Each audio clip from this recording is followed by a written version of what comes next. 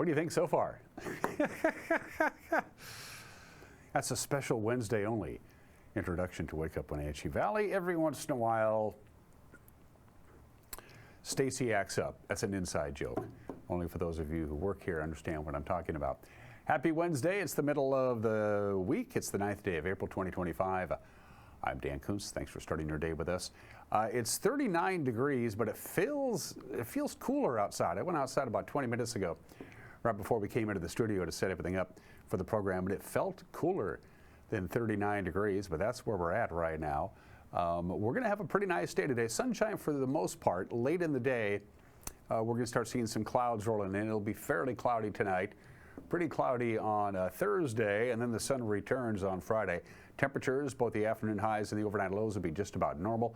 Should be dry for the most part. Could be a little breezy over the weekend. Might be a good time to go fly a kite. People tell me to do that all the time. Forecast details are coming up, but no real surprise. Nothing dramatic, nothing crazy out there. Pretty benign weather, all things considered. We'll have all of those details. Plus, we'll have the news. Sports, it's the same old Mariners story. Great pitching, no offense. They took the Astros to 12 innings last night. They came out on the short end of the stick. If you like a lot of runs, you went to the wrong game last night. Highlights of that. If you like a lot of goals, the Kraken helped Utah out a lot. Kraken got smoked by the Utah Hockey Club in Salt Lake City. No highlights of that, but we'll talk about that. Plus all the prep scores from yesterday. It is spring break for almost all of the local school districts. I think all of them are on spring break, quite frankly, at least those in our viewing area. But they still play spring sports. They still play soccer. They still play baseball. They still play softball. We'll have results of that. And back on April Fool's Day, Derek Sheffield was named the Poet Laureate of the state of Washington by Governor Bob Ferguson. It was not an April Fool's joke. He's been a regular visitor to our studios, Derek has. His profession is he's an English professor at Wenatchee Valley College, but now he's the state's Poet Laureate and will be for the next couple of years. You're going to hear from him twice. We'll have a brief news story during the news section in the back half of the program. Jessica Drake from our sister company, I guess, the Wenatchee World, did a complete interview with Derek. We'll have that for you in the back half of the program. You don't want to miss it. It's a good one. Cameras, here we go. Down the road we go with the Wenatchee Heights camera. Always begins our festivities when it's available. We were down along the riverfront yesterday morning, and the Columbia River is running pretty high, and we're not even close to when it really gets cooking. There's still quite a bit of snow, of course, in the upper elevations. That will eventually melt, but yeah, I was surprised to see how fast and how high the river is. We should expect it this time of the year, and it will continue to raise up and flow quickly for the foreseeable future. But it was cooking pretty good, and even though it wasn't the most pleasant of day yesterday, there was a lot of people on the Apple Capital Recreational Loop Trail. They'll take advantage of it any time they got, so why not? Camera number 2, a slow dissolve to, I believe that's the Bear Mountain camera. I'm almost certain that's the Bear Mountain camera. I'm guessing, but I think I'm pretty right on that. The only thing, the dead giveaway is that's way too wide to be the Columbia River, so it's got to be Lake Chelan, and you can see the exposed shoreline as they have yet to unleash the water to fill up Lake Chelan to where it's normally at for the summertime. That's usually done right around Memorial Day weekend. So I'm assuming that's the Bear Mountain camera. I've been wrong before, but I don't think I am. Camera number 3. Ooh, that's cool. Good morning to Leavenworth, I believe. Look at the clouds and the fog hanging down. What is the temperature in Leavenworth right now? Let me check. Leavenworth, you were at 34 degrees, so you're kind of cool. In Leavenworth, just above the freezing mark. You'll probably be scraping your windshields if you park outside, but a beautiful view from our Tumwater Canyon camera, looking out over the Leavenworth area. And finally, camera number 4, up to Billy Goat. Always one of our favorites, way, way up there. Doesn't look like there's any snow left on the Alta Lake Golf Course, so you're good to go there. I think Gamble Sands on the other side of that ridge to your right is probably good to go as well. Great golf course, Gamble Sands is. And another shot of the Columbia River, which I'm assuming is running pretty high and pretty fast up there as well, as is the Methow as it empties into the Columbia River at Pateros. Some spectacular views this morning. One slide to show for you from the National Weather Service is kind of a synopsis of what we have coming. It'll be sunny for the most part today. Not a lot of wind. We will see slightly warmer temperatures on Thursday. We'll be about normal today. We'll be about 6 to 7 degrees warmer on Thursday. We had some warmer air seeping up from the south. Maybe a little bit of light rain Thursday night. Friday and Saturday looks pretty sunny, but also Saturday and Saturday night it's going to be breezy, a little on the windy side on Saturday and Sunday for that matter. We're also going to cool down. The warmest day in the forecast period is going to be tomorrow before a little ridge, a couple of little ridges pop through and knock our temperatures back down to normal. All in all, it's pretty typical April weather. In fact, here it is in detail from the National Weather Service. Sunshine for the most part.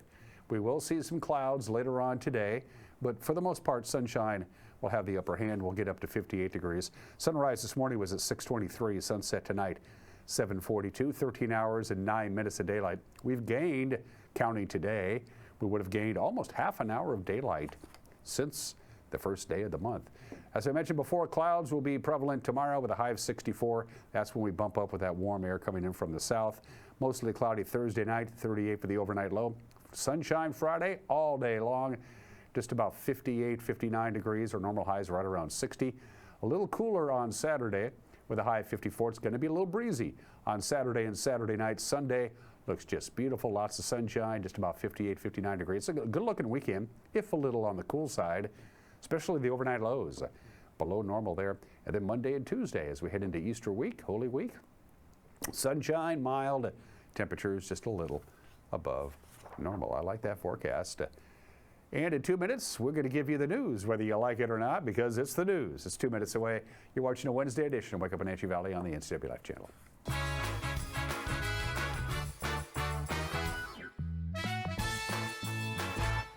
There's no place like home, because home is where we're totally comfortable.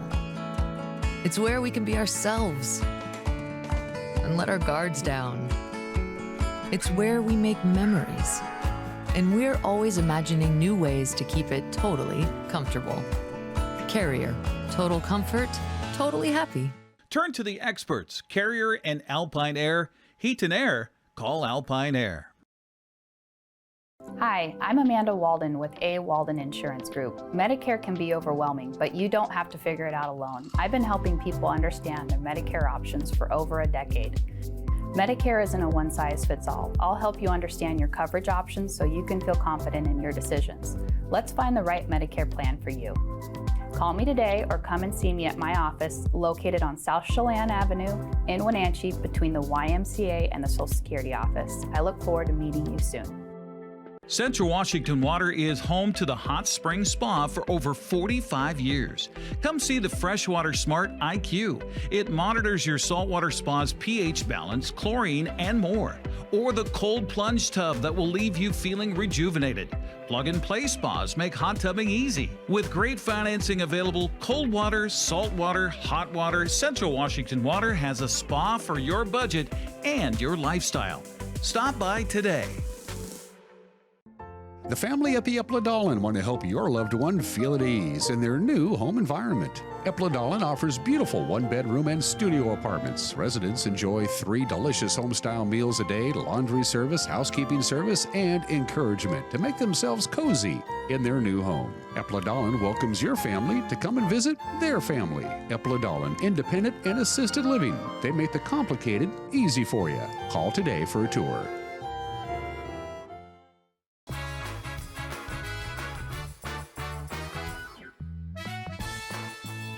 Well, as you can see behind me, quite a bit of cloud, quite a bit of sunshine right now, but it is cool. It's only now 36 degrees here in the Wenatchee Valley. Sunshine most of the day, late afternoon clouds, cloudy and mild on Thursday, back to sunshine.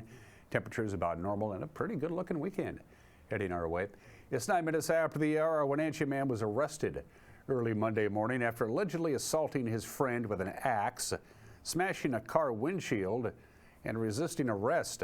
Chelan County Sheriff Mike Morrison says at about 4 a.m. on Monday morning, deputies were dispatched to the 100 block of Chapman Road. The victim treated for cuts to his left hand and right ear. The suspect, 49-year-old Sean Brashears, allegedly fled to a residence nearby.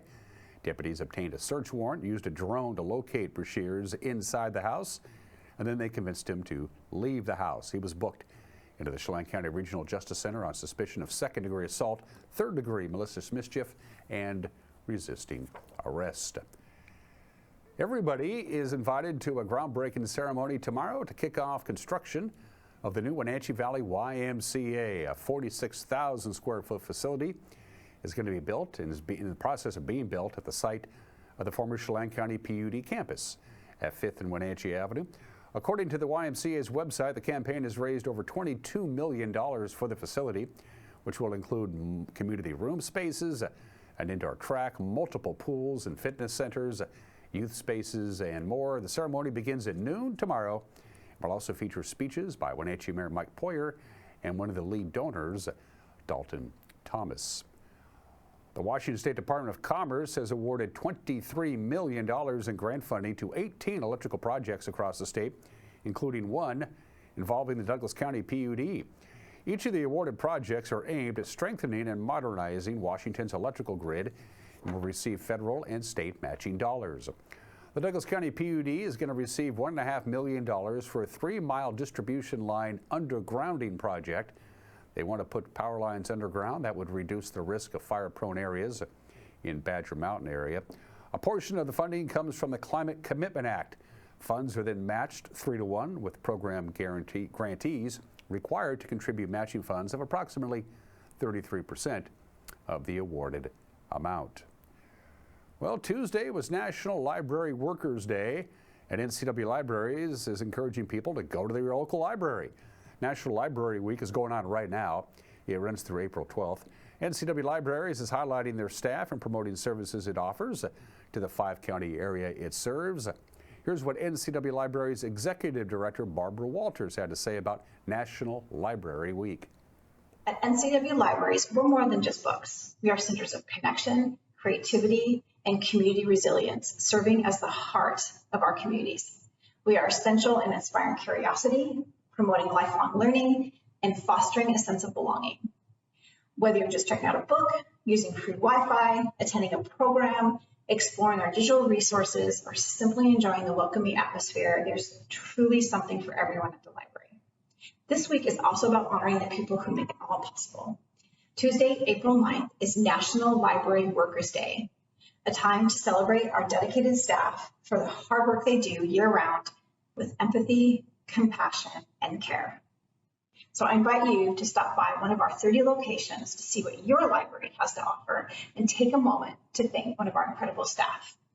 We'll be promoting staff and services on our Facebook page and our Instagram page, so find out more at www.ncwlibraries.org. Efforts to ban flavored tobacco products got a new breath of life on Monday with a bill that received a hearing in committee after previously presumed to be dead. Murrow News fellow Albert James shows us how the new legislation is geared to bring more money to the state and why opponents say the ban could hurt efforts to reduce tobacco use. These products don't contribute to the social well-being of our communities. They definitely don't contribute to the health and well-being of our children. Democrat Christine Reeves of King County is prime sponsor of House Bill 2068, which would ban the sale of flavored tobacco products like vapes and menthol cigarettes. Reeves pushed similar restrictions in another bill this session, which failed to advance, though this proposal goes a step further and increases taxes and fees around manufacturing, selling, and buying tobacco products, including a $2 increase in the tax on a pack of cigarettes, adjusted to inflation every 3 years. Reeves says the increased taxes backfills lost revenues from flavored products being off the market, while also funding efforts to get people away from the dangers of tobacco. The intent is really to ensure that we are getting at consumer education, that we're focusing on how we address youth prevention and adult cessation, and that we hopefully address some of the enforcement needs of the Liquor and Cannabis Board to be able to address this uptick. A handful of high school students testified in support of the legislation. They say teens are targeted by vapes' fruity flavors, contests, and other marketing ploys, with the resulting addiction getting in the way of kids learning, playing, and living healthy lives. Flavored tobacco pulls teens in. It smells like candy, looks like candy, and it feels harmless, but it's not.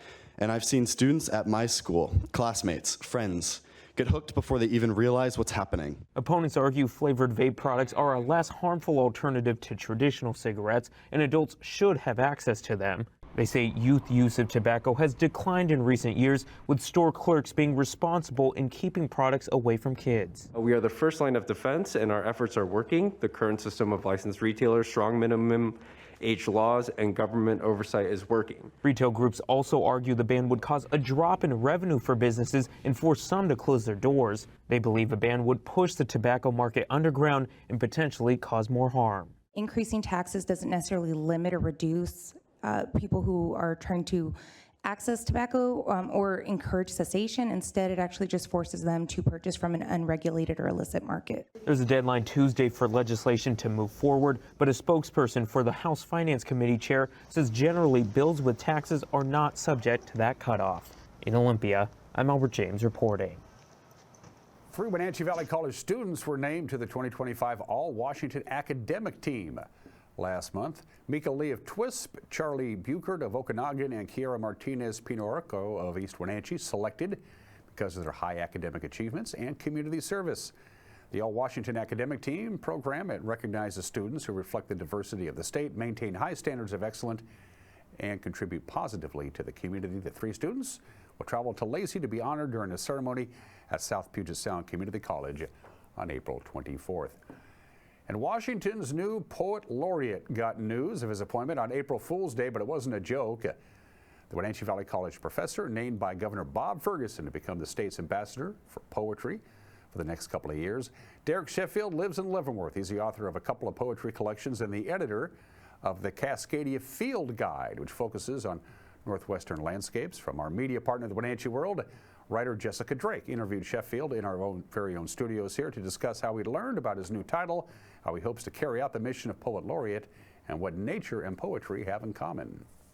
It was Tuesday, April 1st, the first day of Poetry Month, is what they decided to go with on the announcement date. And so I was in class all day, and in the meantime, my social media, my phone, my email was like just starting to blow up, and colleagues would pass me in the hallway, and they were going, "What?" You know, and like, really? I had to keep it super secret, and you know, until they announced it, and then, but in my classroom, you know, it was just business as usual. I didn't say anything, you know, it was just like, we're focused on the lessons for today.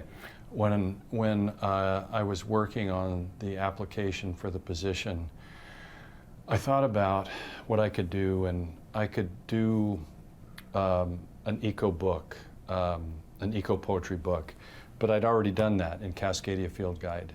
And recent Washington State Poet Laureate, our first native one, Rena Priest, made a beautiful book called Seeing the Salmon Home, which was doing that work. So we've got that covered.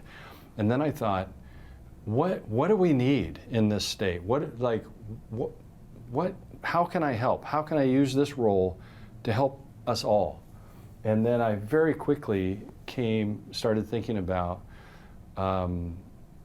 the well-being of our young people, and what I see as a mental health crisis in teenagers. These are the kids who were a certain age during COVID, and who have been raised by screens. And I have a lot of young students in my classes at Wenatchee Valley College. I have daughters. I have friends with kids, and I'm really worried about our young people, and I want to take poetry into their lives. I want to focus especially on schools and colleges, and take poetry into their lives, because poetry gives us so many things, but the first thing that it gives us first and foremost is healing. It's a balm. It's as natural as breathing to express ourselves, and it helps us slow down and be here and be contemplative. And boy, I think we need a lot of that, and I think our kids especially need it. That natural world out there, you know, the shrub steppe out there right now, the Columbia River, there's a wildness that is essential to how the world works. And it's the same with poetry. I don't know of any other art form. It might be my artist friends, my musician friends at the college would say, oh no, writing song, oh, painting. So for me though, but poetry, because it always involves what the Greeks thought about, conceived of as the muse, like you're filled with God, some kind of divinity when you're making this work, because like, holy moly, where did that come from? I didn't know that was in me. There's some incredibly wild aspect to making poems that puts you in touch with this other, this sense of this something greater, and that's what I feel in the natural world. And so there's an intrinsic affinity between the two of them, between poetry and nature. Congratulations. And again, Jessica Drake's complete conversation with Mr. Sheffield will air in the back half of the program.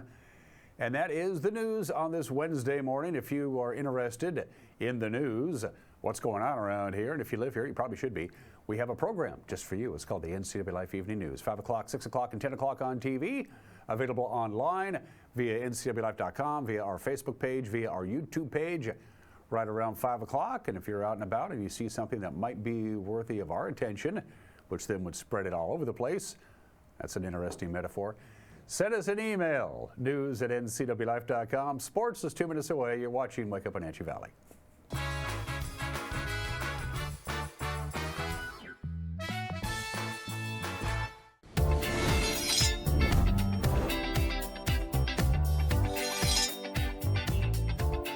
I'm Jen Mueller. Watch for my show, I Cook, You Measure, on NCWLIFE. It's part cooking instruction, part entertainment, and all about connecting over food and wine with your favorite Northwest athletes. Watch I Cook, You Measure with Jen Mueller Mondays at 1, Wednesdays at 2, Fridays at 11 a.m., and Saturday and Sundays at 10:30 p.m. right here on the NCWLIFE channel. Craving fresh Asian comfort food? Steam Panda is Wenatchee's popular family-friendly Asian restaurant. They focus on providing guests with delicious, healthy, fresh, and natural dishes for an affordable price. It's time to enjoy one of their many popular house-made soup dumplings, ramen noodles, or pho dishes. And make sure to ask about their lunch and chef specials on sushi rolls. Steam Panda's Hawaiian poke bowl and salads are excellent with your favorite boba tea. Stop by or order online at Steam Panda today. Caught in a conflict? Family, workplace, neighbor, business, housing disputes? Wenatchee Valley Dispute Resolution Center provides mediation services, a cost-effective and efficient way to provide a written resolution to disputes and issues. Plus, we offer mediation training and community education on conflict resolution and communication skills. Contact us to learn more. Global Car Care has the best customer service in the Valley. From the moment you walk in the door, their goal is to help you stay on the road, so you can keep doing what's important to you.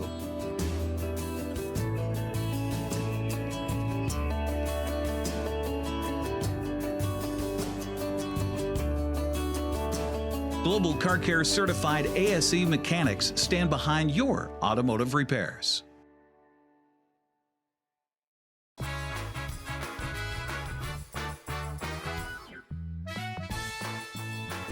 Sports at 24 minutes after the hour. Victor Caratini hit the game-winning RBI base hit in the top of the 12th inning. The Astros beating the Mariners 2-1 last night. Mariners struck out 19 times, while Houston's bullpen finished with 11 combined strikeouts and allowed just one hit.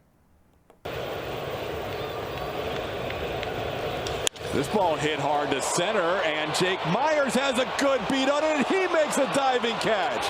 Is he going to hold up the X? No fly zone out there. Usually Julio Rodriguez making great plays, but he had it made on him. His counterpart ranging into that right center field gap. Jake hustling, extending, making the catch, and able to hold on as he hits the ground. First baseman he was as well. The 2-2. Broken bat, soft fly ball. Rayleigh comes in, has got a beat on it with two hands, makes a squeeze, and Castillo. Cam looking for his first big league RBI. And he has it. Ball down the line. That's going to score the first run of the game. Cam Smith heads to second base. He's thinking about 3. He's going to go to third. He will be safe. A triple. And the Astros lead 1-0 as Yainer Diaz crosses the plate. Can, and he did. Looked like he got a sweeper that backed up middle in, and he hooked it past Dylan Moore. Astros on the board with this big hit from the young man. The 1-1. On the ground, Walker had to take off his glove. Here comes Garver around. The ball dives in right field. The throw home. We're tied. Mitch Garver making some things happen here tonight. Leads the inning off with a line drive base hit. Steals a bag. And then comes around on an infield base hit from second base. Luke Raley rips this one to the right side. On fires. Hard hit grounder. Dylan Moore bobbles, regains, steps up third, throws across, double play! Remarkable play, Dylan Moore. A possible game saver. What a fantastic play right here. Has it in his glove, kicks it, and then steps on the bag, and in the same motion, throws a strike across the diamond. Inning-ending double play. Victor last year came through quite often for the Astros in these late and close situations. And he comes through again this season. Victor Caratini, single into left field. The Astros take a 2-1 lead here in the 12th. Thank goodness for that guy. Victor Caratini, you're exactly right, TK, has been clutch throughout his Astro career. Walk-off homers, walk-off hits. The Astros needed this one big time late in this game. Here's the 2-2. Got him. Astros win it 2-1. Just enough offense and some great pitching from King, Hader, Gusto, and Okert with his second career save. That bullpen has been picking up the Astros. They had to put up some hefty zeros to finish off this game. Well, we're getting to know some of these guys in the back end of this bullpen, and they've been clutch. And credit Okert for making 3 quality pitches to get rid of Luke Raley and Bliss. That was impressive. Astros can win the series this afternoon. First pitch is at 1:10. The other Louis Castillo will take on Houston's Hunter Brown. American League West scoreboard from yesterday. The Angels won, the Rangers lost, the Athletics won, so the Mariners continue to tread water, but it's still early in the season. Well, the Utah Hockey Club scored a franchise record 7 goals from 7 different players, and the Kraken's 3-game winning streak came to a rather abrupt halt. A 7-1 beatdown last night in Salt Lake City. Jared McCann, by the way, tallied Seattle's lone goal 23 seconds into the third period, but it was all over by then. Kraken wrap up their 5-game road trip tomorrow in Vegas against the Golden Knights. Prep baseball from yesterday, Wenatchee remains undefeated in league play. They doubled up Eisenhower. West Valley beat Eastmont in the rain. Kashmir scored 22 runs in 2 games, but they only won 1 of them. Chelan defeated Manson, and Tenasket just snuck by Omak. More prep baseball from yesterday. East Valley over Ephrata. Othello and Quincy, they did battle, with Othello winning 6-0, and Liberty Bell beat Lake Roosevelt in boys baseball as well. Let's jump ahead to the softball score. There's the rest of the baseball scoreboards. Softball yesterday, a doubleheader in Moses Lake. Jackson beat the Mavericks 5-2, and then Eastmont beat Jackson in Moses Lake 4-0. Kashmir swept Zilla. Bridgeport over Cascade. If you liked runs, that was a game to go to. Lake Roosevelt over Liberty Bell, and a lot of runs in Wilbur-Crest and Keller and Waterville-Mansfield, with Wilbur-Crest and Keller taking the victory. To the pitch we go. Eisenhower snuck by Moses Lake. It was Quincy over Ephrata. Chelan and Omak played to a 1-1 tie. They don't do extras because it doesn't really count. It's a non-leaguer. While Luke shut out Cascade, Okanagan over Warden, Brewster beat Manson, and Bridgeport over Liberty Bell. And those are just some of the games that people are playing. 29 minutes after the hour. How do you like your name? We don't normally choose our own names, and our parents normally do that. But if you don't like your own name, today is the day, because the obscure holiday is Change Your Name Day, if in fact you want to. If you don't like your name, I don't have any problems with my name, but if for whatever reason you've never been happy with your first name, or even your last name, I suppose, if you want to go to court and change that, today is the day. Today is change your own name to whatever you want it to be day today. I highly recommend Dan. It's a good name. Let's do today in history. For all intents and purposes, it came to an end 160 years ago today. Robert E. Lee and the Army of Northern Virginia, about 27,000 troops, surrenders to Ulysses S. Grant at the Appomattox Courthouse in Virginia. For all intents and purposes, the Civil War came to an end. There were still some skirmishes right on into the early summer, but it was all done. Robert E. Lee showed up in his last good uniform, assuming he was going to be taken prisoner. Grant had no interest in doing that. Grant gave him pretty much all he could think of.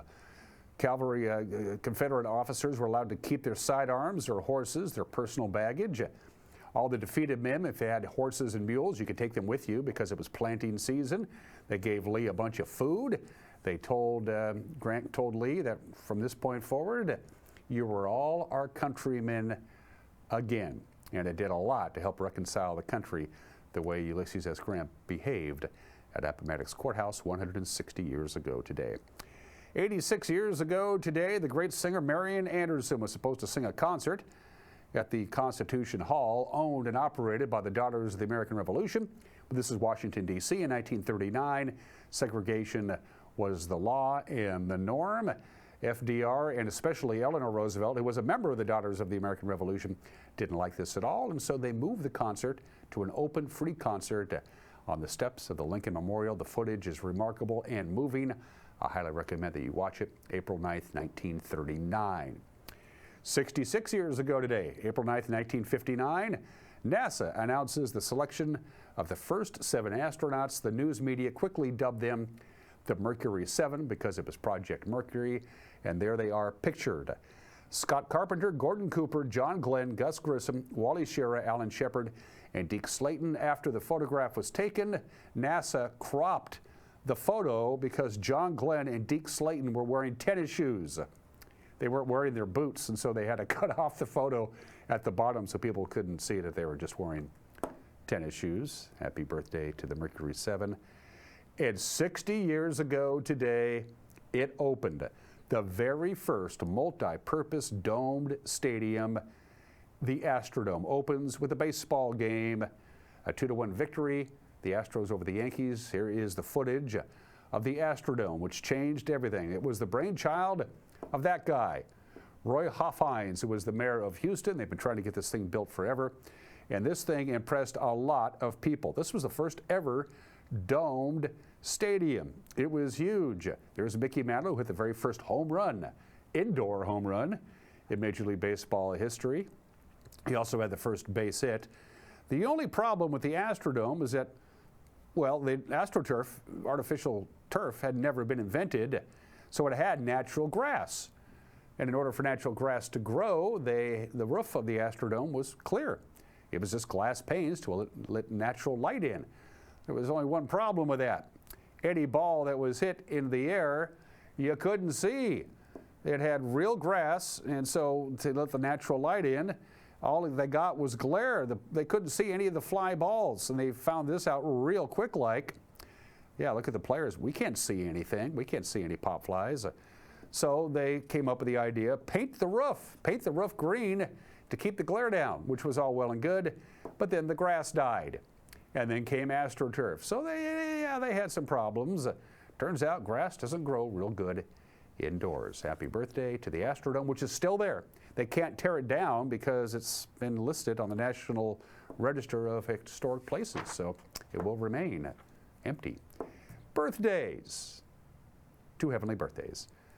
One of the Renaissance man of all time, Paul Robeson, the first African-American ever to go to Rutgers, and then he was class valedictorian, 2-time All-American in football, then he got his law degree at Columbia. He was a concert singer, he was an actor on stage and screen, and an activist. And almost forgotten today, but at least I got the music, Paul Robeson, born in the state in 1898, and Seve Ballesteros. 5 major championships. He won the Open Championship 3 times and the Masters twice. We lost Seve a number of years ago at the age of 54. He was born in the state in 1957. For heat and air, call Alpine Air. For heat and air, call Alpine Air. They are our platinum sponsors. Turns out Mike Mignotti has his critics. He'll talk about that. And then the newly bestowed Poet Laureate of the state of Washington, Derek Sheffield, and his conversation with Jessica Drake. When we come back, you're watching Wake Up Wenatchee Valley on the NCWLIFE channel.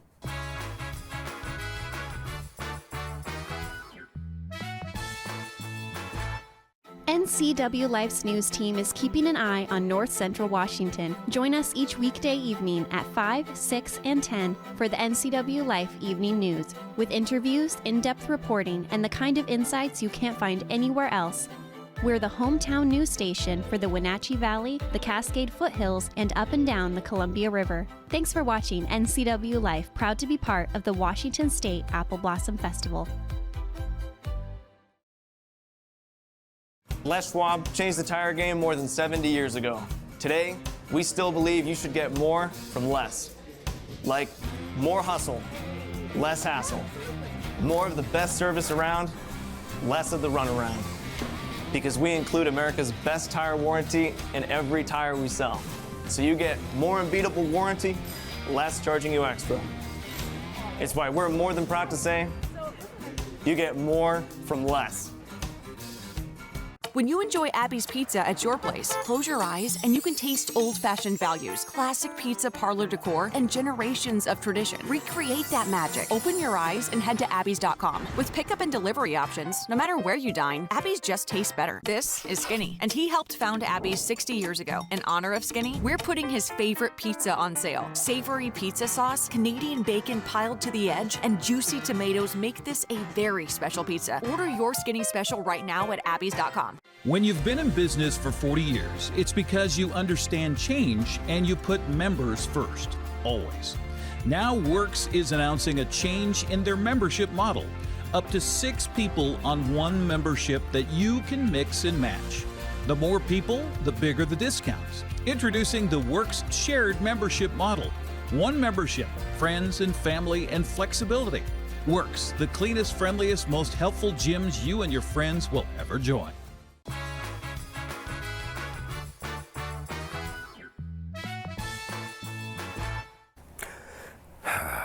This is Mike Mad Dog McNaughty, and everybody is entitled to my opinion. Now, I post a lot of stuff on Facebook that gets strong reactions. Since a lot of these posts point out Christian hypocrisy or the mind-boggling idea that Trump is the poster boy for many evangelicals, I get a lot of backlash. Again, primarily from my Christian brethren. Now, I'm not going to say that I don't care what people think, because I do. But as I often say, I don't care enough about what some people think to do anything about it. But I will tell you this. I care a heck of a lot more about what unbelievers think about me than I do my fellow Christians.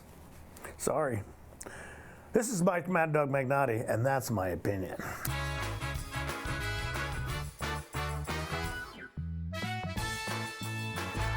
Welcome to Gilded Lily Home, where something extraordinary is waiting. You'll be delighted to find an amazing selection of specialty foods and tabletop decor. Browse their uniquely curated collection of gifts. Shop for yourself in their wide collection of jewelry and clothing, and for your home with their amazing hand-selected furniture, lighting, and decor. The Gilded Lily Home, where you can step in for inspiration and leave with beautiful items for your home, your kitchen, and your lifestyle. Are you dealing with a pest or weed issue and you just don't know what to do? We use the best pest control methods approved for areas with kids and pets. Whether it's rats, mice, ants, or spiders, or something else altogether.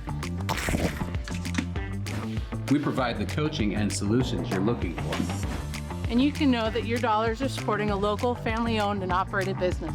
Allow us to help you get back to living healthy and pest-free. Harvest Valley Pest Control. Hey. If it feels like everything you say to your teenager goes in one ear and out the other, you're not alone. But even when it seems like they aren't listening, they are, especially when it comes to a topic like drugs. Find time in everyday moments to share facts, teach refusal skills, and answer their questions about drugs, including opioids like fentanyl, because your words matter. Get the conversation started today.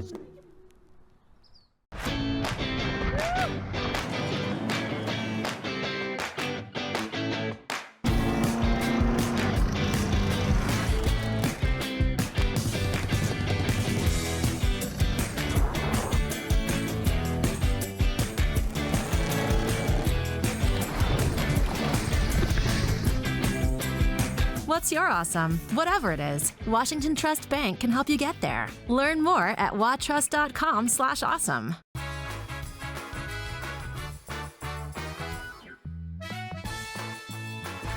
It was Tuesday, April 1st, the first day of Poetry Month, is what they decided to go with on the announcement date. And so I was in class all day, and in the meantime, my social media, my phone, my email was like just starting to blow up, and colleagues would pass me in the hallway, and they were going, "What?" You know, and like, really, you know, and like Holly Thorpe, you know, and who's one of my many wonderful colleagues at Wenatchee Valley College. I had to keep it super secret, and you know, until they announced it, and then, but in my classroom, you know, it was just business as usual. I didn't say anything, you know, it was just like, we're focused on the lessons for today. And that's your classroom at Wenatchee Valley College, where you are a professor of English. We first met in 2023 with the publication of Cascadia Field Guide, Art, Ecology, and Poetry, which you co-edited. That's, I've heard, has had amazing sales. It won the Pacific Northwest Book Award, and that collaboration connected you with 100 poets, 14 visual artists. That's a big project. What response have you gotten from readers about that? It's been incredible, the reception. People are saying that it's changing how they think about being in place. And I think that may speak to the nature of the book itself. My co-editors and co-writers, Liz Bradfield and C. Marie Furman and I, we worked on it for 5 years, and we had no idea that it was going to have this kind of response. But when we finished it, we realized that we'd made something that hadn't existed before. There was nothing like this book before we made it. And the closest thing to it maybe was Robin Wall Kimmerer's book, Braiding Sweetgrass. And her work in particular was a big influence on us. But yeah, just readers really enthusiastic about the art that was made for the book. I mean, it's a field guide for the heart. And you know, the three of us, we love field guides. We're all nature nerds and poets, and that's why we were like the three to work together on it.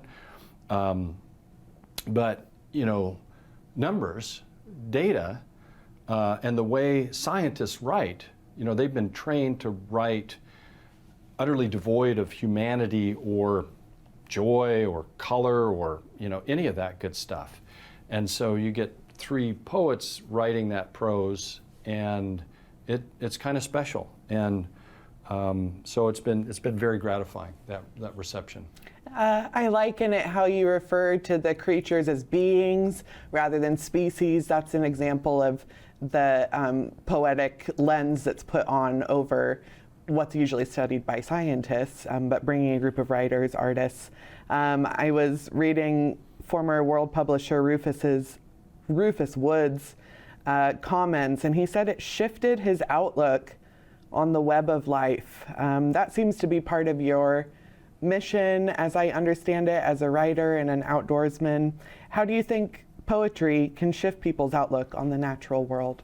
I love that question. I love how you bring poetry and the natural world together like that.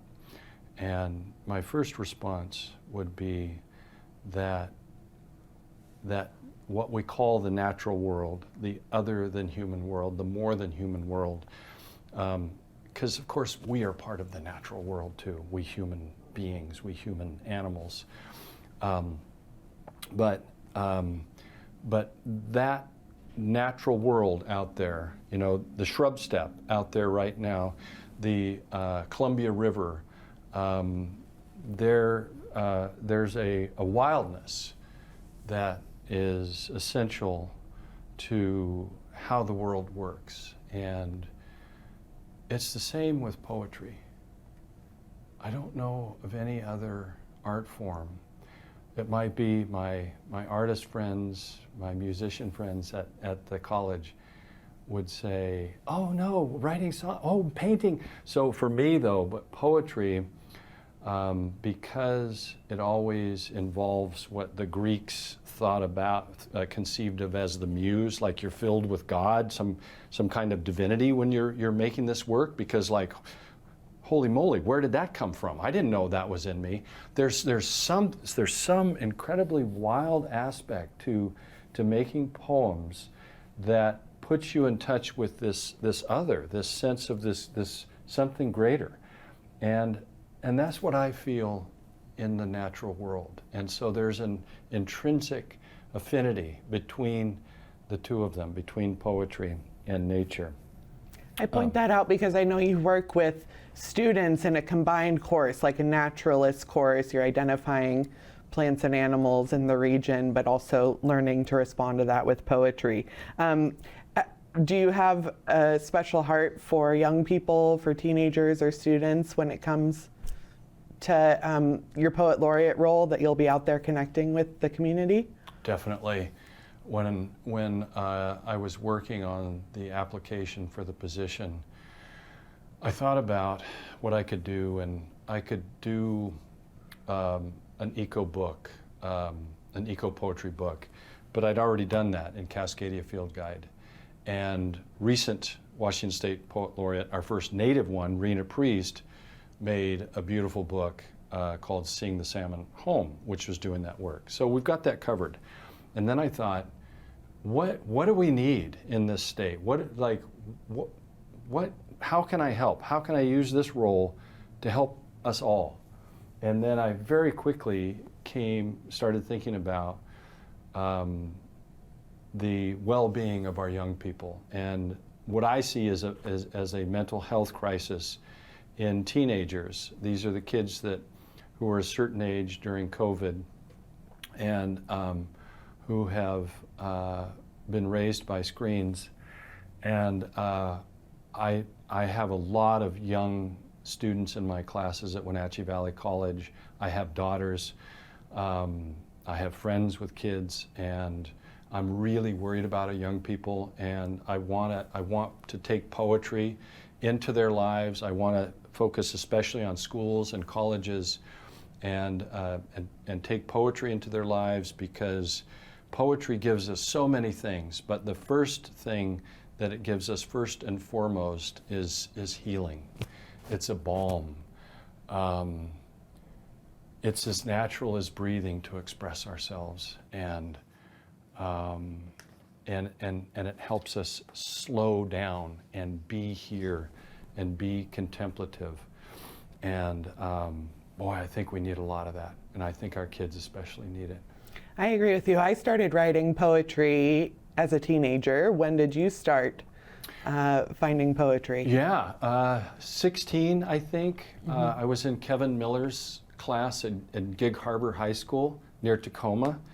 And at that point, I wanted to be one of two things. I wanted to be either a bookstore owner when I grew up, or I wanted to write books like Edgar Rice Burroughs, so about like Tarzan and John Carter of Mars, and these books that I loved reading, that fed my imagination and that gave me a place to be when being 16 was really hard, and you know, Dungeons and Dragons was back there too. I tell my students, those kids in Stranger Things, you know, that's me and my friends. Okay, rolling the 20-sided die. Yeah. But by the time you got to University of Washington, you were in the creative writing program, exposed, I'm sure, to tons of different poets. And did you hone in with a certain teacher there?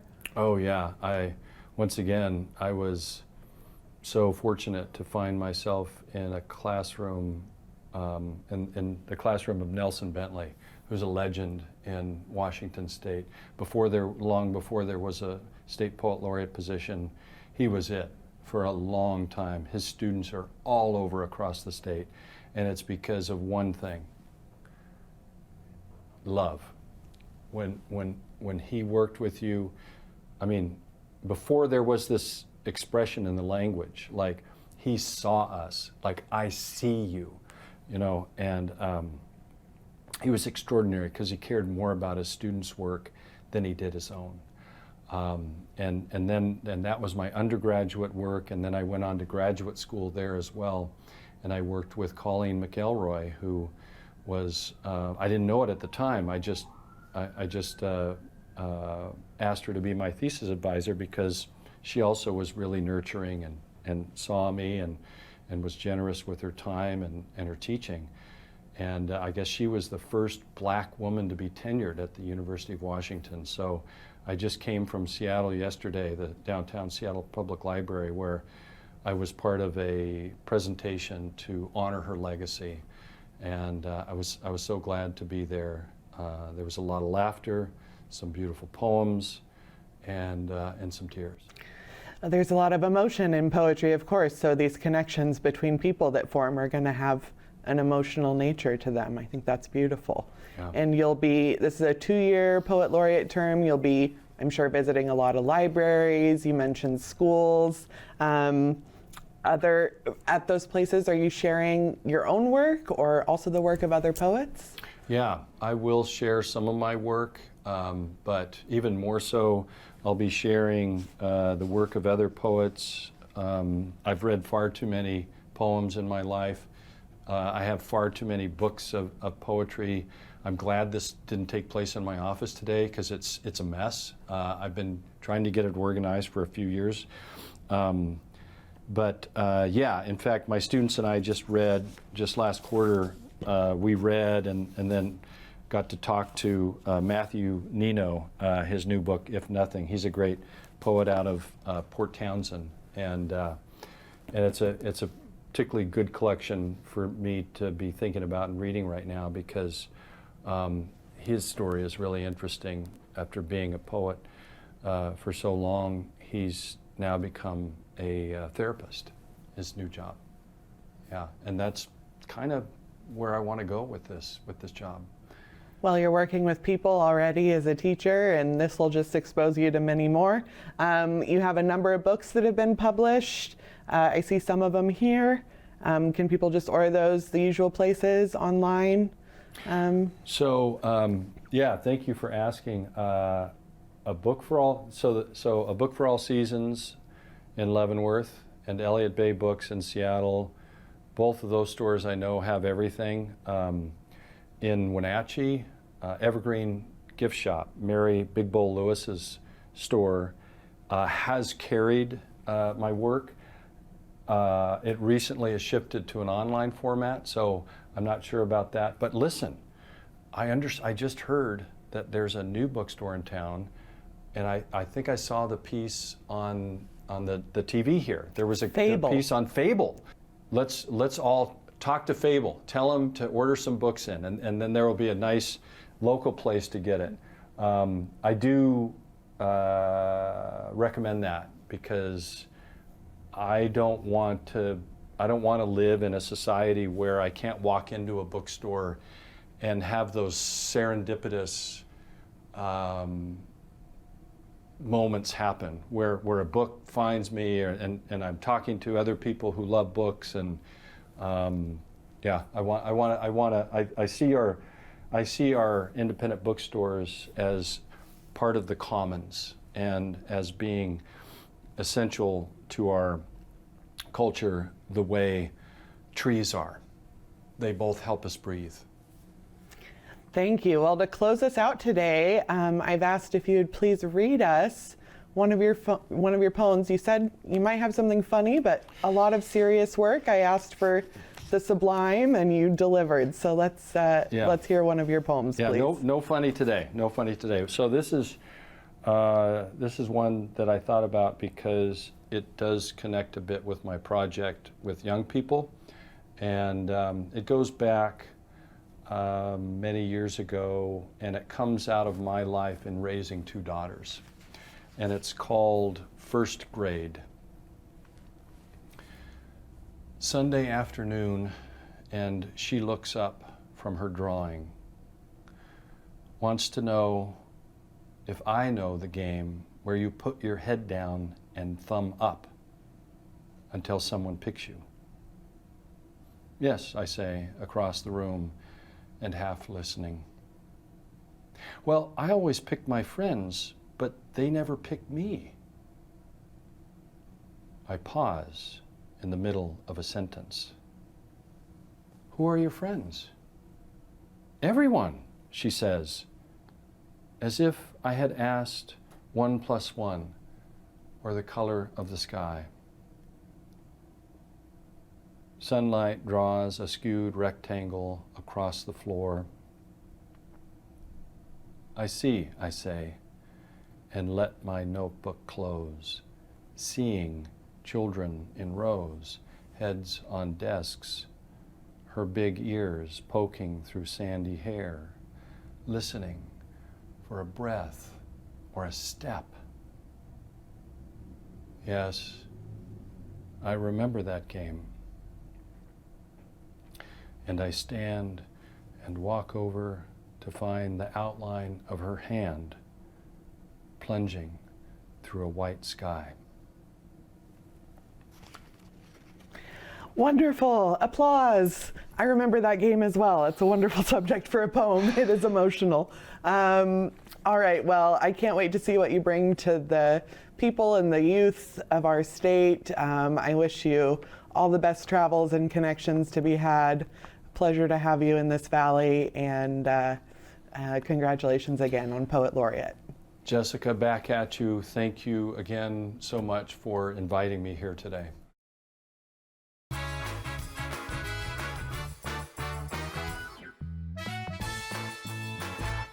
It's the NCWLIFE Community Calendar brought to you by Apple Valley Honda. Tickets are on sale now for Catch Me If You Can, the Apple Blossom musical presented by Music Theater of Wenatchee. Performances are May 1st through the 3rd and May 7th through the 10th at the Numerica Pack. The 2025 Arbor Day planned sale returns April 12th at 4 locations in the Valley: the Wenatchee Valley Senior Activities Center, East Wenatchee's City Hall, Martin's Marketplace in Cashmere, and Antioch's City Hall. Each plant is just $5. Save hundreds, one seat at a time, at Boswell's. Right now, take $200 off each dressless seat. This includes each dressless Laurel and Mint dining chair and home office chair, each dressless recliner, and each dressless sofa seat. Spring is here. Refresh your home with stressless seating for less. Shop Boswell's, 2915 Easy Street in Wenatchee. Hey, welcome back to Save Mart. What can we help you find today? We're looking for a mattress. Oh, right this way. We got a large selection. We have this pillow top here. Oh, comfortable. We have more to choose from down here. Oh. I think I have the perfect one over here for you. I guess we'll take this one. You'll find it at Save Mart. Full service at a low, low price.